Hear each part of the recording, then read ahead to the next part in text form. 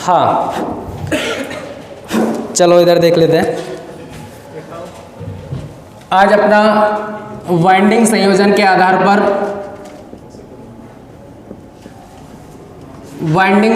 आधार पर जनरेटर कितने प्रकार के होते हैं? कौन कौन से? सीरीज और कंपाउंड। एक होता है सीरीज, एक होता है शंट और एक होता है कंपाउंड। ठीक है, इनके पीछे जनरेटर लगा देते हैं। तो ये हो गया सीरीज जनरेटर, शंट जनरेटर और कंपाउंड जनरेटर। क्लियर? बाइंडिंग संयोजन के आधार पर कितने प्रकार के होते हैं? 3। देखिए अपन ने जो पढ़ा था आज सुबह, अपन ने पढ़ी थी कौन सी?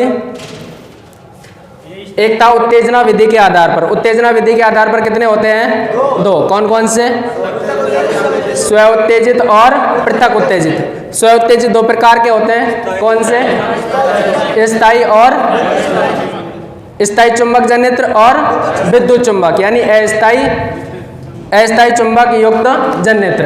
अब जो अस्थायी विद्युत चुंबक वाला जनरेटर था उसका संयोजन, उसमें बाइंडिंग कितने प्रकार से संयोजित की जाती है? 3। सीरीज, शंट और कंपाउंड। अब इनके आधार पर ये 3 हो गए, सीरीज, शंट और कंपाउंड। चलो पहला पढ़ते हैं अपन, कौन सा? Series generator. पहला है अपना सीरीज जनरेटर। देखो बहुत अच्छा टॉपिक है, काफी बार क्वेश्चन आते रहते हैं। सीरीज, इसमें क्या होता है? ये क्या है आपका? आर्मेचर, और ये इसके साथ क्या लगा दी? Carbon brush. अब इसमें फील्ड वाइंडिंग लगाई जाती है, और फील्ड वाइंडिंग को कौन से क्रम में लगा देते हैं? श्रेणी क्रम में। कौन से क्रम में? श्रेणी क्रम में। इसका नाम मैंने रख दिया, ये दूसरे निकल गए, इसको लिख दिया मैंने D1 और D2। ठीक है, इसी प्रकार ये हो गया A1 और A2, ये हो गया, और ये आ गया आपका आउटपुट जंक्शन बॉक्स पर। तो देखिए वह जनरेटर जिसमें फील्ड वाइंडिंग, ये कौन सी वाइंडिंग है? Field winding. जनरेटर में 2 ही वाइंडिंग होती है। कौन कौन सी? फील्ड वाइंडिंग और आर्मेचर वाइंडिंग। वह जनरेटर जिसमें आर्मेचर के साथ फील्ड वाइंडिंग को कौन से क्रम में जोड़ दिया जाए? अब बताइएगा ये कौन सा क्रम है? श्रेणी क्रम है कि नहीं है? संयोजन अपन ने पढ़े थे, श्रेणी संयोजन हुआ कि नहीं हुआ ये? तो वह जनरेटर जिसमें फील्ड वाइंडिंग को आर्मेचर के साथ श्रेणी क्रम में जोड़ दिया जाता है, तो वह जनरेटर कौन सा कहलाता है? Series generator. क्लियर? यानी बाइंडिंग जोड़ दी, फील्ड वाइंडिंग कौन से क्रम में? श्रेणी क्रम में। किसके? इसलिए इसका नाम क्या रख दिया? सीरीज, क्योंकि बाइंडिंग कौन से क्रम में जुड़ी हुई है? श्रेणी में। अब देखो फील्ड वाइंडिंग मैंने आपको बताया था, उसके 2 भाग होते हैं, एक तो सीरीज और एक शंट। अब ये श्रेणी क्रम में जुड़ी हुई है, इसलिए इसका क्या नाम दे दिया? Series field winding. क्या नाम हो गया इसका? Series field winding. है तो फील्ड वाइंडिंग, लेकिन कौन सी है ये? सीरीज। कैसे पहचाना? आर्मेचर के साथ कौन से क्रम में? यानी जो श्रेणी क्रम में जुड़ रही है वो सीरीज, और जो समांतर में वो कौन सी है? शंट। तो ये कौन सी हो गई? तो आपसे क्वेश्चन पूछ लिया जाए, सीरीज जनरेटर में फील्ड वाइंडिंग को जोड़ा जाता है आर्मेचर के साथ श्रेणी क्रम में। क्लियर? अब देखो आगे, अब इसमें अपन लगा देते हैं यहाँ पर लोड। क्या लगा दिया जाए? लोड। ये लगा दिया अपन ने लोड। अब देखिए तीनों जो लोड, फील्ड और आर्मेचर, तीनों कौन से क्रम में है? श्रेणी क्रम में है कि नहीं है? श्रेणी में है कि नहीं है? यदि मैं इस पर लोड नहीं लगाऊं तो अब ये बताइएगा इसमें जो फ्लक्स बन रहा है, फ्लक्स का छेदन ये कर रहा है आर्मेचर, ईएमएफ पैदा होगा, तो क्या आउटपुट पे मिल सकता है? क्या क्यों नहीं मिलेगा? क्योंकि ये कौन सा सर्किट हो गया? Open circuit. कौन सा सर्किट है ये? अब यानी जब तक परिपथ पूर्ण नहीं होगा क्या धारा प्रवाहित हो सकती है? नहीं हो सकती। तो अब ये ओपन सर्किट की भांति कार्य कर रहा है। किसकी भांति? ओपन सर्किट की। इसलिए अब जनरेटर आउटपुट नहीं देगा। तो यदि जनरेटर पर डीसी सीरीज जनरेटर पर लोड नहीं लगाया जाए तो क्या आउटपुट देगा? नहीं देगा। यदि लोड नहीं लगाया जाए तो वो किसकी भांति कार्य करेगा? ओपन सर्किट की भांति। अब देखिए, यदि इस पर लोड लगा दिया, अब लोड लगा दिया, अब ये परिपथ पूरा हुआ कि नहीं हुआ है? हो गया ना? परिपथ पूरा हुआ कि नहीं हुआ? तो क्या अब ये आउटपुट देगा कि नहीं देगा? देगा। तो डीसी सीरीज जनरेटर को हमेशा स्टार्ट करना चाहिए लोड के साथ। क्वेश्चन पूछ लिया जाए, डीसी सीरीज जनरेटर को हमेशा स्टार्ट करना चाहिए, और डीसी सीरीज जनरेटर को यदि लोड के साथ स्टार्ट नहीं करें तो क्या प्रभाव पड़ेगा? जनरेटर आउटपुट ही नहीं देगा। और डीसी सीरीज जनरेटर को बिना लोड पर स्टार्ट करने पर किसकी भांति कार्य करेगा? ओपन सर्किट की भांति। क्लियर? यहां तक क्लियर है? अब देखिए, ये तीनों कौन से क्रम में हैं? श्रेणी क्रम में। तीनों कौन सा? एक तो है लोड, एक है आर्मेचर, और एक कौन सा है? Series field winding. तीनों कौन से क्रम में है? श्रेणी क्रम में। श्रेणी क्रम में कौन सी राशि का मान समान होता है? कौन सी राशि का मान समान होता है? धारा का होता है ना। तो अब ये बताइएगा, एक आपने नाम सुना होगा, लोड में वृद्धि। लोड में धारा में क्या होगी? वृद्धि। धारा में क्या होती है? वृद्धि। कैसे होती है? देखिए, P बराबर क्या होता है? BI होता है नहीं होता है? P क्या है? शक्ति। और इसको अपन इस तरीके से ले, अब यदि धारा निकालेंगे तो ये काम करेगा लोड का। किसका काम करेगा? ये लोड का। लोड को अपन किस में लेते हैं? वाट में तो लेते हैं कि नहीं लेते हैं? जैसे 5 HP की कोई मोटर है तो 5 वाट का लोड बोलेंगे। जैसे कोई अपन ने बल्ब लगा रखा है, 5 वाट का है, 100 वाट का है, 10 वाट का है, तो लोड वाट में आता नहीं आता है? तो अब I बराबर P बटा B। किस समीकरण से? P बराबर B इंटू I। क्लियर है तक? अब ये बताइएगा, लोड और धारा के बीच संबंध कैसा है? कैसा संबंध है? तो लोड में वृद्धि तो धारा में। क्लियर? और धारा और प्रतिरोध का संबंध कैसा है?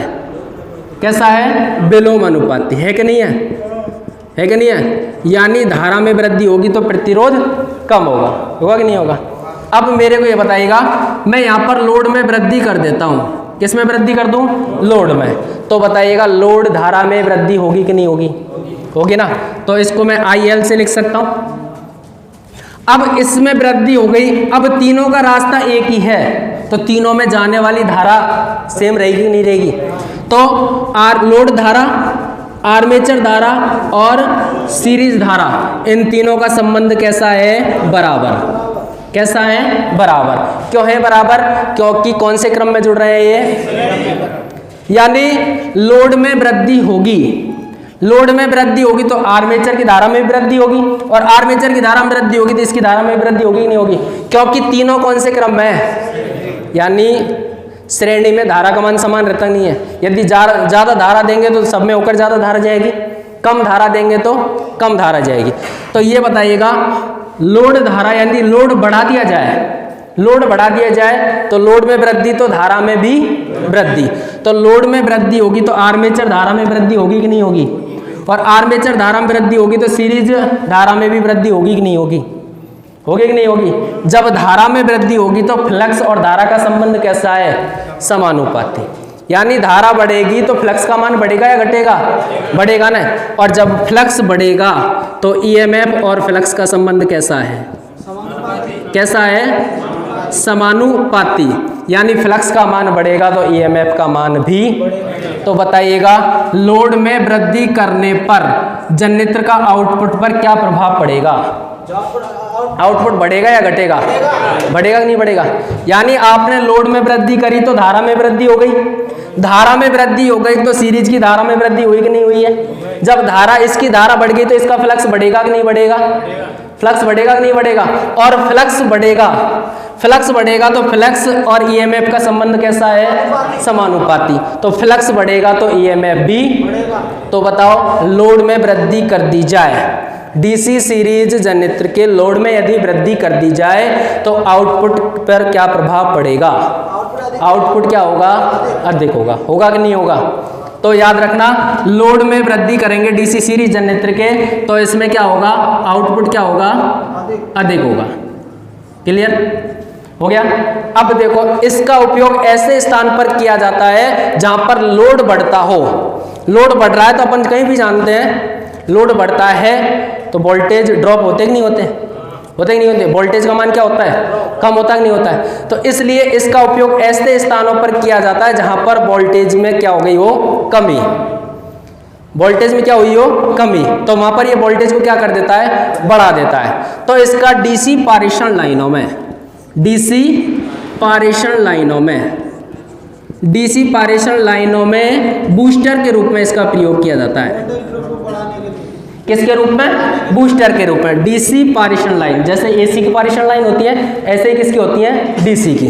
पारेषण लाइन का मतलब, पारेषण का मतलब भेजना, प्रसारित करना, यानी सप्लाई को एक स्थान से दूसरे स्थान पर भेजना, वो क्या कहलाता है? पारेषण। तो डीसी पारेषण लाइन, अब डीसी जो पारेषण लाइन है, मान के चलो यहाँ से और यहाँ तक लाइन भेज दी, जैसे ये 30 किलोमीटर या 20 किलोमीटर की है तो ये बताओ वोल्टेज ड्रॉप होगा कि नहीं होगा? यहाँ से जो आपने सप्लाई दी है वो सप्लाई यहाँ पर पहुँचेगी? वोल्टेज नहीं पहुँचेगी। इसमें ट्रांसफार्मर तो होता नहीं है। होता है क्या? डीसी में ट्रांसफार्मर नहीं होता है। एसी में तो क्या होता था? वोल्टेज कम हो जाती थी तो ट्रांसफार्मर के द्वारा बीच बीच में ट्रांसफार्मर लगा के और वोल्टेज बढ़ाते रहते थे, लेकिन डीसी में ट्रांसफार्मर नहीं होता है। तो अब इसकी जो वोल्टेज की कमी हुई है उसको पूरा कौन करेगा? डीसी सीरीज जनरेटर, क्योंकि इसका लोड बढ़ने पर वोल्टेज क्या होता है? बढ़ता है। तो डीसी पारेषण लाइनों में वोल्टेज में हुए कमी को पूरा करने के लिए किसका प्रयोग किया जाता है? डीसी सीरीज जनरेटर का। किसके रूप में? बूस्टर। बूस्टर क्या है? वोल्टेज के मान में हुई कमी को पूरा करने वाला क्या कहलाता है? बूस्टर। तो आपसे क्वेश्चन पूछ लिया जाए कि डीसी सीरीज जनरेटर का उपयोग कहाँ किया जाता है? डीसी पारेषण लाइनों में बूस्टर के रूप में। क्लियर? अब देखो, एक क्वेश्चन आता है कि यदि डीसी सीरीज जनरेटर चालू अवस्था में यदि इसकी फील्ड वाइंडिंग ओपन सर्किट हो जाए, ओपन सर्किट हो जाए तो जनरेटर पर क्या प्रभाव पड़ेगा? क्या ये आउटपुट देगा? क्या? क्यों नहीं देगा? क्योंकि अब देखिए इसका एक ही परिपथ है। अब ये ओपन सर्किट हुआ कि नहीं हुआ? ओपन सर्किट हो गया तो क्या इसमें धारा प्रवाहित होगी? धारा ही प्रवाहित नहीं होगी तो क्या ये आउटपुट देगा? क्या? तो ये आउटपुट नहीं देगा। क्लियर? एक बार दोबारा से देख लो। डीसी सीरीज जनरेटर, कौन सा जनरेटर अपना? ये डीसी सीरीज जनरेटर।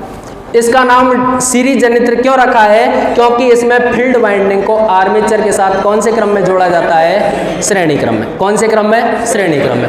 आर्मेचर के साथ श्रेणी क्रम में जोड़ा जाता है, इसलिए इसका नाम डीसी सीरीज जनरेटर रखा है। और इस वाइंडिंग का नाम क्या रख दिया? Series field winding. इसको याद रखना, हमेशा कैसा बनाया जाता है? मोटे तार कम टर्न। अब देखो, इसको मोटे तार का क्यों बनाया जाता है? देखिए, लोड में जो वृद्धि होगी, अब ये लोड के सीधे सीधे श्रेणी क्रम में है कि नहीं है? लोड के श्रेणी क्रम में है कि नहीं है? लोड में जब वृद्धि होगी तो इसकी धारा में भी वृद्धि होगी कि नहीं होगी? क्योंकि ये श्रेणी क्रम में है। लोड में वृद्धि होगी तो इसकी धारा में भी वृद्धि होगी। तो लोड धारा को सहन करने के लिए यदि इसको हम पतला तार का बनाएं तो क्या ये लोड धारा को सहन कर पाएगा? क्या? नहीं कर पाएगा।